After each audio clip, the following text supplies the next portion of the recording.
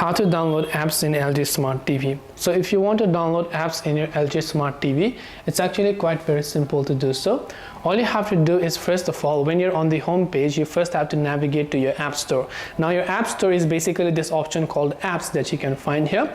When you simply go to this app section, you'll be able to go to your App Store page, which will navigate you to your App Store. Now when you're on the App Store, you first have to let this load up, and since you want to download apps, you'll see a number of applications that are available. So you can just choose a certain app that you want to download, or you can use a search icon to also search for a custom app. If you haven't installed the app, you'll find the install button over there, so you can just hit the install button, and once you hit the install button, you'll be able to go ahead and then log in to your LG TV account. So you also need to log into your LG TV account in order to download applications on your LG Smart TV.